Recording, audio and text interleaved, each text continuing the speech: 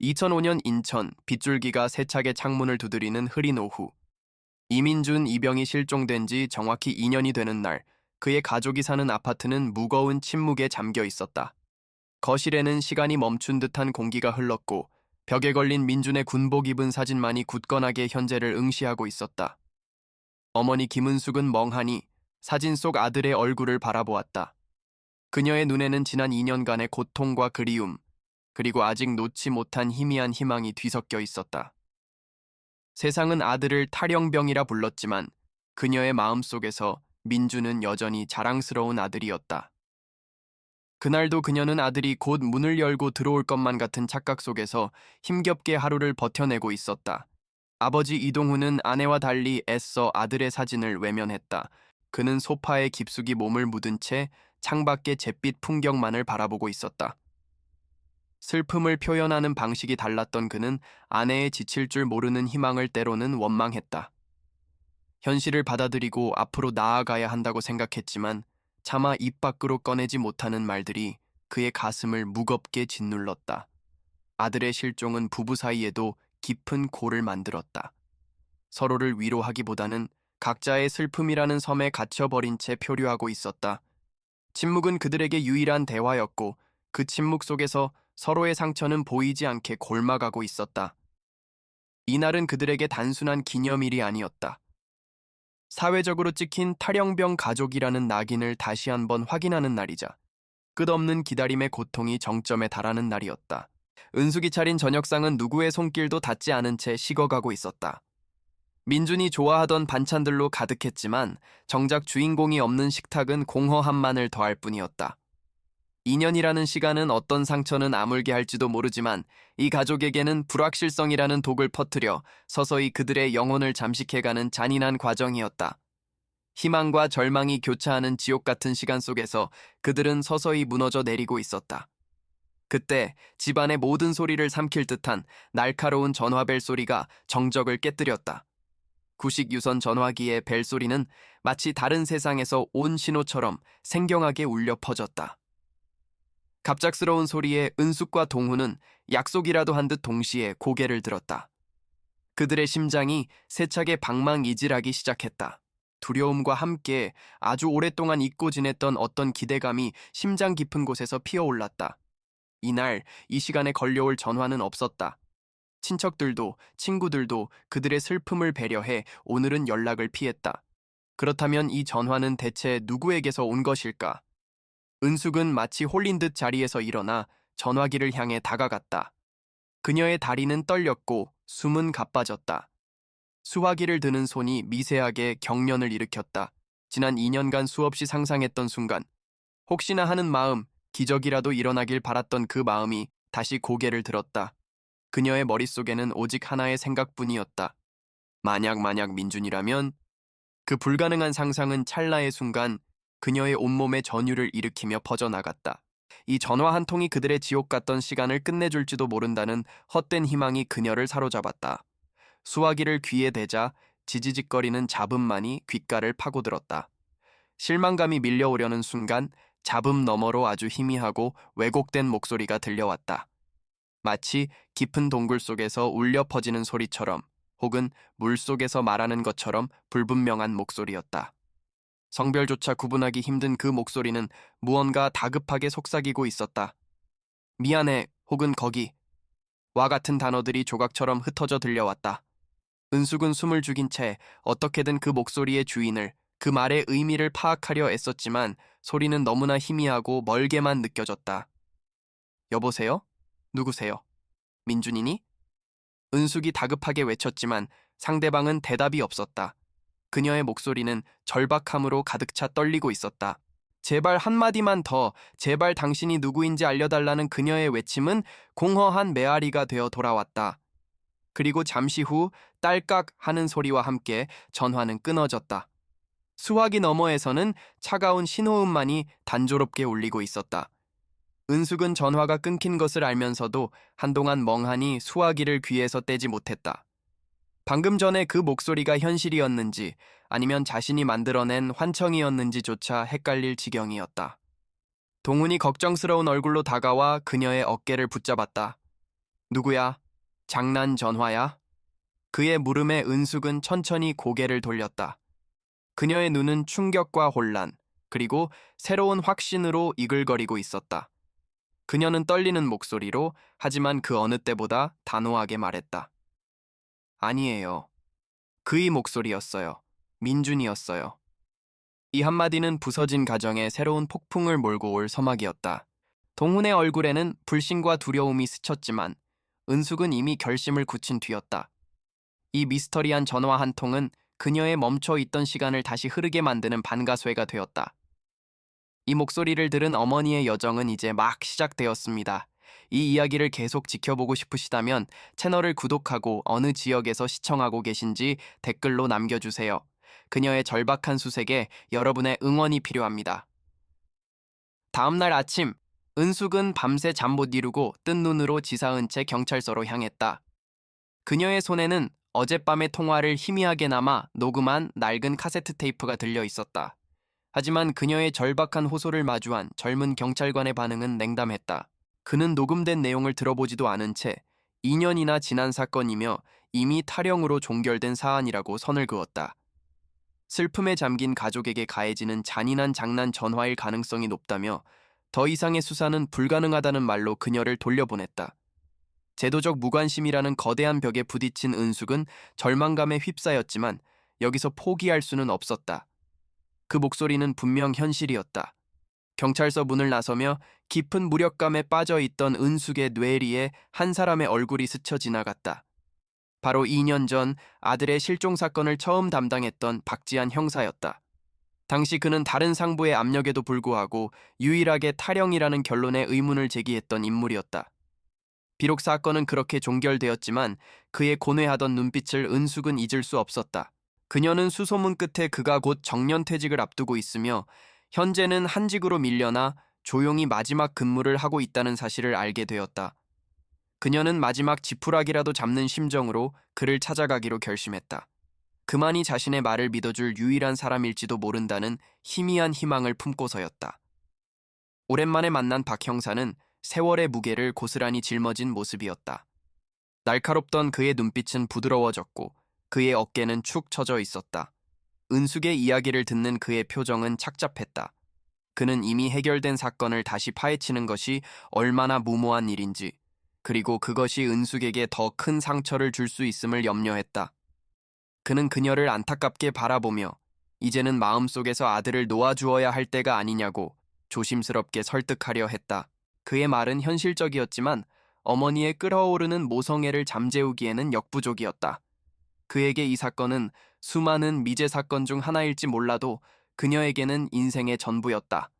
은숙은 그의 책상 위에 카세트 테이프를 올려놓았다. 그녀는 떨리는 목소리로 호소했다. 형사님, 제발 한 번만 들어주세요.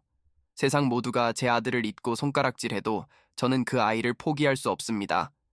이 목소리가 제 아들이 아닐지라도 이건 분명 사건과 관련된 단서예요. 제발 외면하지 말아주세요. 그녀의 눈에서 흘러내리는 눈물은 2년간 삭혀온 한과 절박함 그 자체였다. 그 모습을 본 박 형사의 마음이 흔들렸다. 그의 마음속 한편에 묻어두었던 억울하게 종결된 사건에 대한 찜찜함과 죄책감이 다시 고개를 들기 시작했다. 결국 박 형사는 비공식적으로나마 사건을 다시 들여다보겠다고 약속했다. 정년퇴직을 앞둔 그에게는 위험 부담이 큰 결정이었지만 한 어머니의 처절한 눈물을 외면할 수 없었다. 그의 잠자고 있던 형사로서의 본능과 양심이 깨어나는 순간이었다. 그는 이것이 자신의 마지막 사건이 될 것이라고 직감했다. 2년 전 제대로 밝혀내지 못했던 진실을 향한 그의 마지막 추적이 그렇게 시작되었다. 은숙은 그의 대답에 깊이 고개를 숙이며 연신 감사하다는 말을 반복했다. 어둠 속에서 마침내 한 줄기 빛을 발견한 기분이었다. 박 형사는 가장 먼저 먼지 쌓인 창고에서 민준의 사건 파일을 꺼내 들었다. 누렇게 바랜 서류들을 넘기던 그의 눈앞에 2년 전의 기억이 파노라마처럼 스쳐 지나갔다. 그리고 그 순간 화면은 2003년의 어느 화창한 날로 전환된다. 첫 휴가를 나온 민준이 밝은 얼굴로 집에 들어서는 모습. 엄마, 아빠, 저 왔어요. 그의 우렁찬 목소리에 집안은 순식간에 활기로 가득 찼다. 군복이 제법 잘 어울리는 늠름한 아들의 모습에 은숙과 동훈은 세상 모든 것을 가진 듯 행복해했다. 그토록 평범하고 소중했던 순간이 이제는 돌아갈 수 없는 과거가 되어버렸다는 사실이 현재의 비극과 대비되며 더욱 가슴 아프게 다가왔다. 다시 2005년 박 형사는 통화 기록을 추적했지만 별다른 성과를 얻지 못했다. 전화는 인천의 낡고 후미진 동네에 설치된 공중전화에서 걸려온 것으로 확인되어 발신자를 특정할 수 없었다. 첫 번째 단서는 그렇게 막다른 길에 부딪혔고 수사는 시작부터 난관에 봉착했다. 하지만 박 형사는 포기하지 않았다. 다시 화면은 2003년으로 돌아간다. 휴가를 나온 민준이 당시 여자친구였던 한서연과 카페에 마주 앉아 있다. 둘은 겉보기에는 행복해 보이지만 민준의 표정에는 어딘가 모를 그늘이 드리워져 있다. 서연이 무슨 일이 있냐고 묻자 그는 아무것도 아니라며 애써 웃어 보이지만 그의 눈빛은 불안하게 흔들리고 있었다. 박 형사와 은숙은 민준의 주변 인물들을 다시 만나보기로 결정했다. 그들은 먼저 민준과 함께 군 복무를 했던 동료들을 찾아갔다. 제대한 그들은 이제 각자의 삶을 살고 있었고 굳게 닫힌 군대 시절의 이야기를 꺼내기를 주저했다. 대부분의 동료들은 민준이 그럴 리 없다면서도 탈영이라는 군의 공식 발표를 뒤집을 만한 증언을 하지는 못했다. 조직적인 침묵과 시간이 흘러 무뎌진 기억은 진실을 가로막는 또 다른 장벽처럼 느껴졌다. 은숙의 타는 듯한 마음을 아는지 모르는지 시간은 더디게만 흘러갔다. 하지만 끈질긴 설득 끝에 한 동료가 무겁게 입을 열었다. 그는 민준이 휴가를 나오기 직전 내무반에서 괴롭힘을 당하던 후임을 감싸주다가 선임병들과 크게 다퉜다는 사실을 털어놓았다. 그 일로 민준은 그들에게 단단히 찍혔고 휴가 나가면 가만두지 않겠다는 협박까지 받았다는 것이었다. 이 증언은 민준이 단순한 탈영병이 아닐 수 있다는 최초의 구체적인 단서였다. 그의 실종이 군대 내의 문제와 연관되어 있을 가능성이 처음으로 제기된 순간이었다. 은숙의 심장이 다시 가쁘게 뛰기 시작했다. 이 증언을 듣는 순간 2003년 실종 당일 밤의 모습이 짧게 스쳐 지나간다. 한적한 술집 골목, 민준이 젊은 남자 여러 명과 거칠게 언쟁을 벌이고 있다. 화면은 멀리서 흔들리는 시점으로 촬영되어 그들의 얼굴이나 대화 내용은 명확하게 보이지 않는다. 단지 험악한 분위기와 금방이라도 폭발할 듯한 긴장감만이 고스란히 전달될 뿐이다. 이 단편적인 기억의 조각은 민준의 마지막 행적이 결코 평온하지 않았음을 암시하며 사건의 미스터리를 한층 더 깊게 만들었다. 새로운 단서를 바탕으로 박 형사의 수사망은 자연스럽게 당시 민준의 여자친구였던 한서연에게로 향했다. 2년 만에 다시 만난 서연은 완전히 다른 사람이 되어 있었다. 20살의 풋풋함은 사라지고 그 자리에는 세상에 풍패 지친 듯한 불안과 초조함이 깊게 배어 있었다. 그녀는 박 형사와 은숙을 보자마자 당황한 기색을 감추지 못했고 그 모습은 무언가를 숨기고 있다는 강한 의심을 불러일으켰다. 그녀의 눈빛은 마치 쫓기는 짐승처럼 겁에 질려 있었다. 그녀가 바로 이 미스터리를 풀 핵심 열쇠임을 직감할 수 있었다. 박 형사가 서연에게 2년 전의 일에 대해 묻자 그녀는 극도로 방어적인 태도를 보였다. 그날 민준과 사소한 말다툼을 했고 그가 화를 내며 가버린 것이 마지막 모습이었다는 기존의 진술을 앵무새처럼 반복할 뿐이었다. 그 이상의 것은 아무것도 모른다고, 자신은 그저 평범하게 살고 싶다고 말하며 대화를 피하려고만 했다. 그녀의 일관된 부인은 오히려 무언가 감추고 있다는 심증을 굳히게 만들었지만 결정적인 증거 없이는 그녀의 입을 열게 할 수 없었다. 그때 옆에서 듣고 있던 은숙이 나섰다. 그녀는 형사처럼 그녀를 추궁하는 대신 같은 여자이자 한 아이의 어머니로서 다가갔다. 서연 씨, 우리 민준이 사랑했었죠? 만약 그랬다면 제발 진실을 말해줘요. 저는 범인을 찾으려는 게 아니에요. 그냥 우리 아들이 어디에 있는지, 무슨 일이 있었는지 알고 싶을 뿐이에요. 진심이 담긴 은숙의 호소에 서연의 단단했던 방어막이 조금씩 흔들리기 시작했다. 그녀의 눈에 눈물이 고였지만 그녀는 여전히 입술을 굳게 다물고 있었다. 박 형사는 서연을 압박하는 동시에 다른 경로를 파고들었다. 그는 민준과 내무반에서 다퉜던 선임병들의 행적을 추적했다. 놀랍게도 그들 중 한 명에게 폭행 전과가 있으며 그의 현재 거주지가 2년 후 의문의 전화가 걸려왔던 공중전화 근처라는 사실을 밝혀냈다. 아직은 희미한 연결고리였지만 흩어져 있던 사건의 파편들이 서서히 하나의 그림을 향해 맞춰지고 있었다. 박 형사는 이 연결고리가 결코 우연이 아닐 것이라고 확신했다. 진실의 냄새가 그의 코끝을 자극했다. 다시 2003년 그날 밤의 기억이 스쳐 지나간다. 민준과 남자들이 다투던 골목, 민준이 떠나고 홀로 남겨진 서연이 어딘가에 다급하게 전화를 걸며 울고 있는 모습이 보인다. 그녀는 누군가에게 어떻게 해? 일이 커졌어. 라고 절규하고 있었다. 이 모습은 그저 사소한 다툼 끝에 집에 갔다는 그녀의 진술과 정면으로 배치되는 결정적인 장면이었다. 그녀는 분명 그날 밤의 진실을 알고 있었고 두려움 때문에 거짓말을 하고 있었다. 한편 아내의 힘겨운 싸움을 지켜보던 남편 동훈의 마음은 복잡했다. 그는 은숙의 renewed hope가 결국 더 큰 절망으로 돌아올까 두려웠다. 부부는 이 문제로 또다시 크게 다투었다. 언제까지 뜬구름 잡는 소리만 할 거야? 민준이는 이제 우리 곁에 없어. 제발 현실을 좀 봐. 동훈의 외침에는 슬픔과 분노, 그리고 아내를 향한 안타까움이 뒤섞여 있었다. 그는 상처받기 전에 모든 것을 멈추고 싶었지만 그의 말은 은숙의 마음에 더 깊은 상처만 남길 뿐이었다. 아내와 크게 다툰 날 밤, 동훈은 잠 못 이루고 홀로 다락방에 올랐다. 그는 민준의 유품이 담긴 상자를 몰차 열어보았다. 참아버리지 못했던 아들의 흔적들을 하나하나 만져보던 그의 손에 낡은 편지 뭉치가 잡혔다. 그것은 서연이 민준에게 보낸 편지들이었다. 편지 속에는 그들의 행복했던 시간뿐만 아니라 네가 겪고 있는 그 일, 나 너무 무서워 와 같이 민준이 어떤 문제에 휘말렸음을 암시하는 내용들이 담겨 있었다.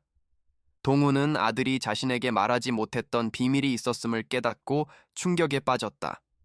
같은 시각 박 형사는 은숙이 녹음했던 통화 내용을 음성 분석 전문가에게 의뢰했다. 목소리 자체는 심하게 왜곡되어 신원 파악이 불가능했지만 전문가는 목소리 뒤에 섞인 미세한 배경음에 주목했다.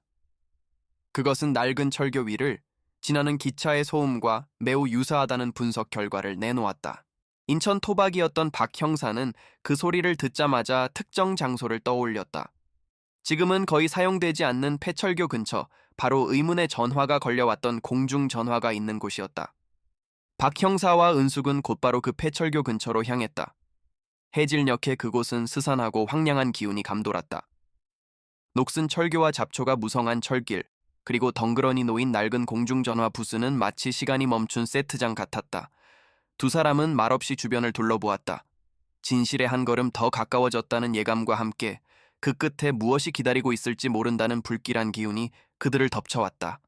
바람소리마저 누군가의 흐느낌처럼 들리는 듯했다. 모든 증거를 손에 쥔 박 형사는 서연을 다시 찾아갔다.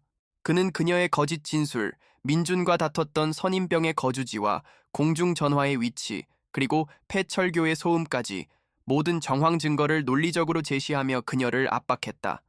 서연의 얼굴은 하얗게 질려갔지만 그녀는 여전히 입을 열지 않았다. 이성적인 압박만으로는 그녀의 두려움을 깨뜨릴 수 없었다. 결국 그녀를 무너뜨린 것은 은숙의 마지막 호소였다. 은숙은 지갑에서 민준과 서연이 활짝 웃으며 함께 찍은 사진을 꺼내 그녀 앞에 내밀었다. 이때 우리 민준이 정말 행복해 보였는데 서연 씨 덕분이었겠죠. 내가 잃어버린 아들이 바로 이런 아이였어요. 당신의 침묵이 내 아들을 2번 죽이고 있는 거예요. 사랑했던 사람의 행복했던 모습과 그 어머니의 피 맺힌 절규 앞에서 서연의 마지막 이성의 끈이 끊어지고 말았다. 서연의 입에서 마침내 참아왔던 울음이 터져 나왔다. 그녀는 바닥에 주저앉아 오열하며 모든 것을 털어놓기 시작했다. 2년 전의 진술은 모두 거짓이었다고, 그날 밤의 다툼은 결코 사소한 것이 아니었다고 고백했다. 자신은 그 자리에 있었던 사람들을 모두 알고 있으며 그들의 협박 때문에 지난 2년간 지옥 같은 시간을 보냈다고 울부짖었다. 그녀의 자백은 길고 길었던 미스터리의 끝을 알리는 신호탄이자 상상조차 하지 못했던 끔찍한 진실의 문을 여는 열쇠였다. 이제 모든 것이 밝혀질 순간이 임박했다. 서연의 고백은 충격적이었다. 그녀는 그날 밤의 진실을 모두 털어놓았다. 사건의 중심에는 민준의 선임병이었던 박영철이 있었다. 군대 내에서의 다툼이 휴가까지 이어진 것이었다. 박영철과 그의 친구들은 민준에게 정리를 하자며 후미진 폐철교 근처로 그를 불러냈다. 민준은 혼자서 그 자리에 나갔다. 서연은 그가 자신을 위해서가 아니라 부대 내에서 괴롭힘 당하던 후임을 보호하기 위해 그 위험한 자리에 나갔다는 사실을 울면서 고백했다. 그는 결코 비겁하게 도망친 것이 아니라 오히려 가장 용감하게 불의에 맞서려 했던 것이다. 은숙은 아들의 마지막 모습이 그랬을 것이라는 사실에 가슴이 미어지는 것 같았다. 그녀의 증언과 함께 화면은 2년 전 그날 밤의 폐철교로 생생하게 전환된다. 서연의 시점에서 본 기억의 조각들이 맞춰진다. 어둠 속에서 민주는 박영철 무리와 대치하고 있었다. 처음에는 고성과 삿대질이 오가는 거친 말다툼으로 시작되었다. 서연은 멀리서 숨죽인 채 그들을 지켜보며 제발 아무 일도 일어나지 않기를 기도했다. 민주는 결코 물러서지 않았고 그의 당당한 태도는 오히려 그들을 더욱 자극했다. 겉으로는 허세와 위협이 오갔지만 그 누구도 이 만남이 끔찍한 비극으로 끝날 것이라고는 상상하지 못했다. 언쟁은 곧 몸싸움으로 번졌다. 박영철이 거칠게 민준의 가슴을 밀쳤고 다른 이들이 그를 둘러쌌다. 그 순간 민준은 뒤로 휘청이며 균형을 잃었다. 그의 등 뒤에는 어둠 때문에 잘 보이지 않았던 공사 후 방치된 깊은 웅덩이가 있었다. 발을 헛디딘 민준은 비명 한 번 제대로 지르지 못하고 웅덩이 아래로 떨어졌다. 쿵 하는 둔탁한 소리가 정적을 갈랐고 그 소리와 함께 모든 움직임이 멈췄다. 모든 것이 눈 깜짝할 사이에 일어난 일이었다. 어리석은 자존심 싸움이 불러온 너무나 허망하고 비극적인 사고였다. 순간적인 정적 후 패닉이 그들을 덮쳤다. 박영철과 그의 친구들은 새하얗게 질린 얼굴로 웅덩이 아래를 내려다보았다. 그들은 두려움에 떨며 어쩔 줄을 몰랐다. 살인자가 될 수 있다는 공포가 그들의 이성을 마비시켰다. 구급차를 부르는 대신 그들은 가장 끔찍하고 비겁한 선택을 했다. 이 모든 일을 묻어버리기로 결심한 것이다. 그들은 민준의 시신을 그곳에 유기하고 그가 스스로 사라진 것처럼, 즉 탈영한 것처럼 꾸미기로 공모했다. 그리고 이 모든 것을 목격한 서연에게 만약 입을 열면 너도 공범이 될 것이라며 잔인하게 협박했다. 현재로 돌아와 서연은 2년 전 걸려왔던 의문의 전화에 대한 진실을 밝혔다. 그 전화는 민준이 아니었다. 바로 주범인 박영철이 걸었던 것이다. 지난 2년간 죄책감은 유령처럼 그의 삶을 따라다니며 그를 잠식했다. 결국 민준의 이주기가 되던 날 밤 그는 술에 취해 이기지 못할 죄책감에 시달리다 집 근처의 공중전화로 달려갔다. 그는 민준의 집에 전화를 걸어 차마 입에 담지 못할 말을 단편적으로 내뱉었다. 죄송합니다. 거기 다리 근처에. 그것은 도움이 필요한 구조 요청이 아니라 한 나약한 인간이 내지른 고통스러운 고해성사였던 것이다. 서연의 결정적인 증언을 확보한 경찰은 즉시 박영철을 체포하기 위해 움직였다. 박 형사와 은숙은 그의 집 앞에서 수사팀과 함께 대기했다. 문이 열리고 들어선 그의 아파트는 절망과 후회로 가득 찬 폐허 같았다.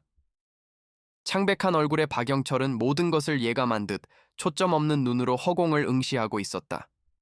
그러나 문 앞에 서 있는 은숙의 얼굴을 발견한 순간 그의 무너져 내리던 세상은 산산조각이 났다. 그는 그 자리에 무릎을 꿇고 아이처럼 오열하기 시작했다. 2년 동안 그를 괴롭혔던 비밀의 무게가 마침내 그를 완전히 짓눌러 버렸다. 은숙은 아들을 죽음으로 몰고 간 남자 앞에 섰다. 지난 2년간 그녀를 버티게 했던 분노와 슬픔, 끝없는 질문들이 한꺼번에 폭발할 것 같았다. 박영철은 바닥에 엎드려 용서를 빌며 사고였다고 절규했다. 하지만 은숙에게 그 이유는 더 이상 중요하지 않았다.